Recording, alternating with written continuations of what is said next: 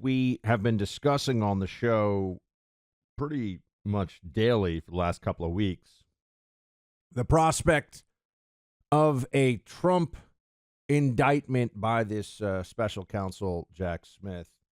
Now, let me say, this is one of those times where I hope all of the reporting from the Democrat media is wish casting. I hope that their whole mentality of, the walls are closing in and the obsession they have with anything to get Trump is justified. And any moment now, they will finally get what they've wanted for years, which is Trump to be branded a criminal and even to spend time in a prison cell. That is what the Democrat base wants. That is not a fringe belief among Democrats. That is what they want to happen. And I think we have to take all of this seriously just because, one, they've already indicted the Republican frontrunner in New York City. Now, that one, I've said this all along, I think my analysis is looking even more prescient maybe than when I first said it. I think the New York indictment was the break in the dam for what was going to come later. There's no downside for Alvin Bragg in New York City to bring this criminal charge against Trump. There's downside for the rule of law. There's downside for New Yorkers who think to themselves, can Republicans get a fair trial in this town? Is that really a thing now? Are we in not just a one-party state politically, but from a law and order, judicial system, criminal justice perspective? Is New York City a place where you cannot get a fair trial as a Republican? I think, unless maybe you're in like local court in Staten Island, I think the answer is, yeah, you can't get a fair trial. Certainly if you're a Republican politician, not with Alvin Bragg calling the shots. So that was the first prosecution, as we know, that's still to be decided. I think the case, the trial is set for, next March? Oh, you mean right in the absolute thick of the Republican primary. It's a criminal trial. Trump's going to have to show up. This isn't a civil trial. You can't have this in absentia, the lawyers will handle it. It's a criminal trial. As absurd as it is, that process is going to go through. The process is the punishment. Don't ever forget it. Democrats live by that maxim. But now we have the latest on the possible federal charges against Donald Trump. Now, if you remember Andrew Weissman, just as a quick review, they called him Mueller's pit bull. He was the guy who was really running the first special counsel investigation of Donald Trump when Trump was president, the so-called Mueller probe. And then we had that moment where they'd all said, oh, Mueller is a FBI director and a former Marine and as American as anybody could, as much an American patriot as anybody could ever be, and he'll do what's right. And then we saw him up there, and he's like, I don't really know what, the stuff and the things, and they're going after, I don't know. And it was really a shock. I wasn't expecting that when they had Mueller finally being asked questions by Congress, and everyone goes, this guy should have been retired many years ago. Why did they do that? Because Weissman is a Democrat attack guy, and we all know it. So they had to have Mueller as the figurehead, Weissman as the guy who was really trying to end the Trump presidency. He was hoping to get a special counsel under Mueller that would have put forward charges, a recommendation of charges, that even if the DOJ, which, it's Trump's DOJ, had not acted on, would have been the basis for an impeachment and removal proceeding in the Congress. That was the hope. Obviously, that didn't happen. But so Weissman is here saying it is clear, and I want to tell you what the reporting is on this. We can see. Just because he's a partisan hack doesn't mean that everything he says is untrue. Even the most aggressive propagandists will tell you all throughout history, you have to have some truth. You can't just lie all the time. There has to be some baseline truth. And I think the baseline truth here for Weissman is charges against Trump based on where things are in the process are likely. And I'm not talking about 6 months from now. These charges could come down next week. That's what most people are saying. Here he is, play 8. It is legally permissible and possible to tell someone they were a target, to issue a target letter, and for them eventually not to be charged. But I think when you're talking about the former president, this is something that is complying sort of with a pro forma DOJ rule, and it's just something that happens before you charge. And I think in many ways it's not news. Everyone's known, including the defense camp, that Donald Trump has been the target of this investigation for quite some time. This is really a formality, and I think there's no question that he is going to get charged. I think it's just a question now of when and if it's going to be in Florida or D.C. Now, they have a grand jury in Miami. This was reported earlier this week. So as I'm talking to you here, not far from where I am, they have a grand jury that has been meeting in secret, as they do. And there have been senior Trump aides, a former Trump spokesman, and others have been called to testify in front of that grand jury in Miami, here in Florida.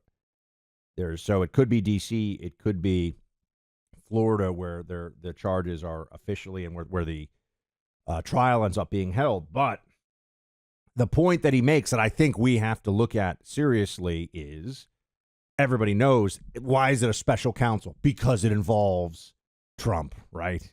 That's how this whole thing came together. So, of course, he's the target of the inquiry. Why is DOJ informing officially, reported on here in the New York Times? It's all over the place. Why are they reporting on this step? Because I do think that this is just going through the motions before they're going to put charges officially against Trump, that he's going to be indicted. So what they're really saying here, this is from the New York Times piece on this. In court papers last year, prosecutors indicated that they were scrutinizing whether Mr. Trump had broken laws governing the handling of national security documents and whether he had obstructed government efforts to retrieve them. Mr. Trump was found to have had more than 300 documents with classified markings at Mar-a-Lago, his private club and residence, including some found in a search there by FBI agents 2 months after lawyers for the president said a diligent search had not turned up any more.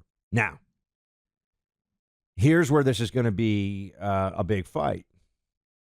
Are the documents classified if Trump says they're not?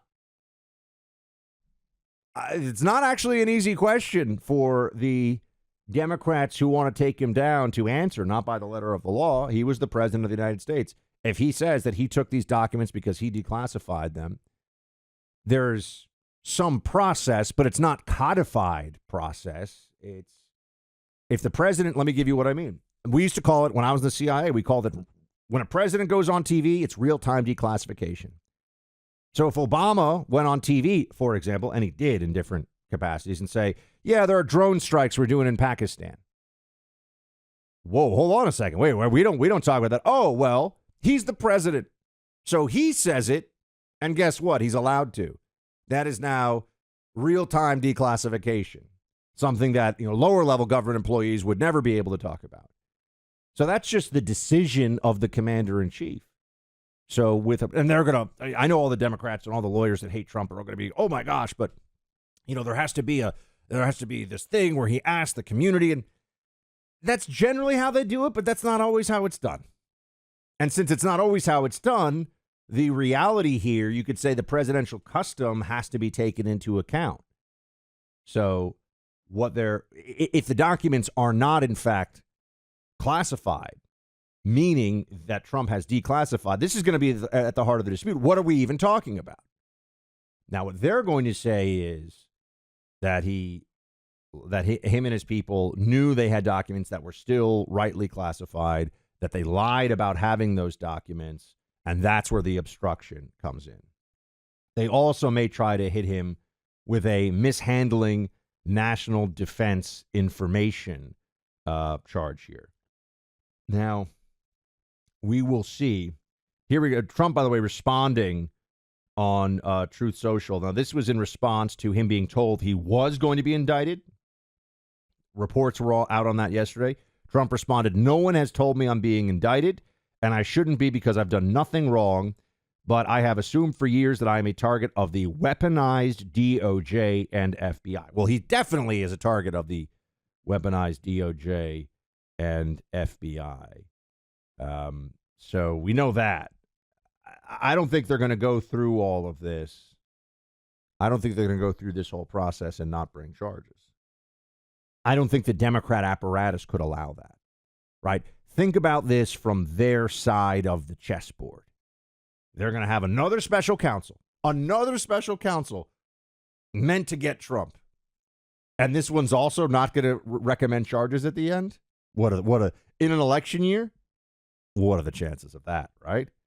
Think about it from the perspective of Democrat deviousness. Think about how they're trying to play this out, and I think you get to a much more likely place.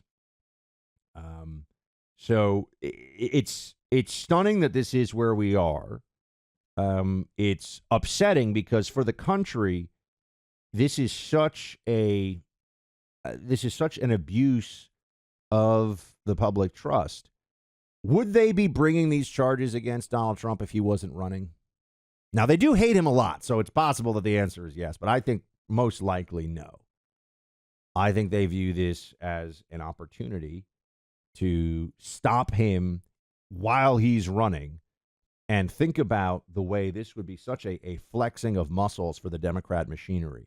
Not only will they be saying, we'll turn the DOJ against you, we'll even do it in an election year for your presidential frontrunner. Oh, what message does that send to all the rest of us?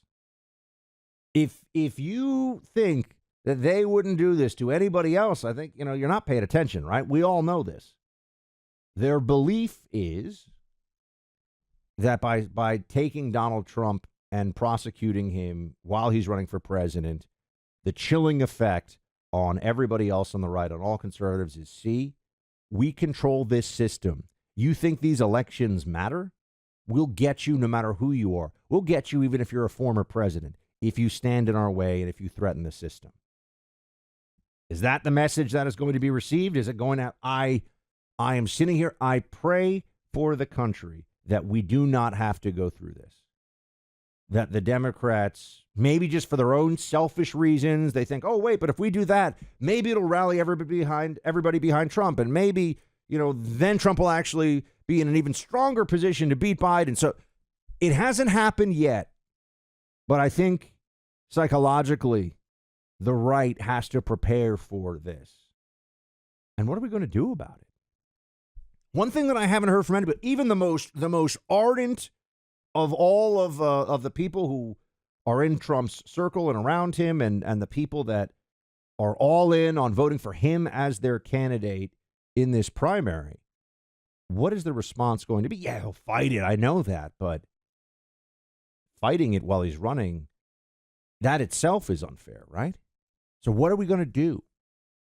I haven't heard a good answer. I don't have the answer yet, but maybe that small chance this doesn't come to pass. I think it will. I think the country has to get ready for it because this takes us into uncharted territory in a really unsettling way.